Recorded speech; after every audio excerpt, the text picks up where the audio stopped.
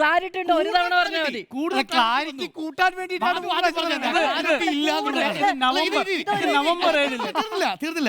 അല്ല, ഇത് universal truth ആണ്. നമുക്കൊരു കാര്യം വ്യക്തമായി പറയാൻ കഴിയുന്ന കൂടുതൽ പറയും. ഇതേ കാര്യം നവംബർ 7 കോടതി ഉത്തരവ്. ഞാനതിൽ വരാം. അതിന് മുമ്പ് ഒരു നിമിഷം മാധു.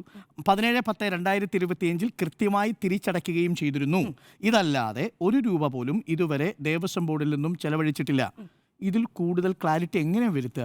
എനിക്ക് ക്ലാരിറ്റി ഇല്ലാഴികയുടെ കാര്യമല്ല ഞാൻ അങ്ങനെയാ പറഞ്ഞില്ല.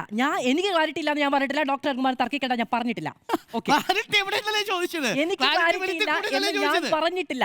ഞാൻ പറഞ്ഞത് എനിക്ക് ക്ലാരിറ്റിയുടെ ആവശ്യം എന്നുള്ളതല്ല ഇവിടുത്തെ പ്രശ്നം. അദ്ദേഹം എഴുതിയതിൽ ക്ലാരിറ്റി ഇല്ല, മനസ്സിലായോ? അദ്ദേഹം എഴുതിയതിൽ ക്ലാരിറ്റി ഇല്ല. എന്റെ ക്ലാരിറ്റിയുടെ കാര്യമല്ല, കൺഫ്യൂസ് ചെയ്യിക്കണ്ട. എന്റെ ക്ലാരിറ്റിയുടെ കാര്യമല്ല ഞാൻ പറയുന്നത്.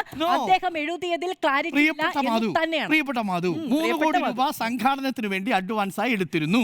സ്പോൺസർഷിപ്പ് ഇനി 17/10/2025 അതെ കൃത്യമായി തിരിച്ചടയ്ക്കുകയും ചെയ്തിരുന്നു. അതിനകത്ത് ക്ലാരിറ്റി ഉണ്ടോ? മാധുവിന് ക്ലാരിറ്റി ഉണ്ടോ? എനിക്ക് ക്ലാരിറ്റിയുടെ കാര്യമല്ല, PS പ്രശാന്തിന്റെ ക്ലാരിറ്റിയുടെ കാര്യം PS പ്രസാദിന് ക്ലാരിറ്റി സ്വാഭാവിക ക്ലാരിറ്റി അങ്ങ് അവകാശപ്പെടുന്നുണ്ടെങ്കിൽ എനിക്കതിൽ രാഷ്ട്രീയ ഉത്തരവാദിത്വം ഇല്ല. PS പ്രസാദിന്റെ ക്ലാരിറ്റിയാണ് നമുക്ക് ക്ലാരിറ്റി തരുന്നത്, ശരിയല്ലേ?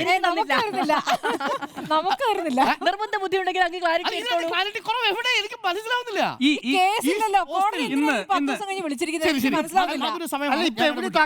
ഞാൻ ചോദിക്കുന്നത് 3 കോടി രൂപ വാങ്ങിയത് തിരിച്ചു കിട്ടിയെന്നെങ്കിലും പറയൂ.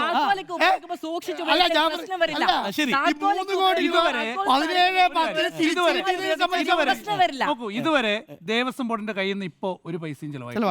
സംസ്ഥാന സർക്കാരിന്റെ കയ്യിൽ നിന്ന് ഒരു ദേവസ്വം ബോർഡ് അനുവദിച്ച പൈസ തിരിച്ചു വന്നു.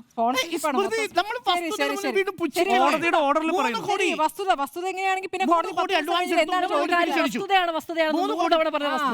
അഡ്വാൻസ് ചെയ്തു, 3 കോടി തിരിച്ചടച്ചു. അതിനകത്ത് ക്ലാരിറ്റി കുറവില്ലല്ലോ. ഉണ്ടോ? ഉണ്ടെങ്കിൽ പറയും. ക്ലാരിറ്റി കുറവുണ്ടെങ്കിൽ പറയും, നമുക്ക് ചർച്ച ചെയ്യാം. മൗനം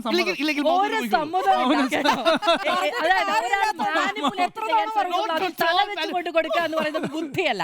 ഒരാൾ വസ്തുത പറയുമ്പോ ശരി, മാനിപ്പുലേറ്റ് ചെയ്യാൻ തല വെച്ചുകൊണ്ട് കൊടുക്കുക എന്ന് പറയുന്നത് ഭൂഷണമല്ല.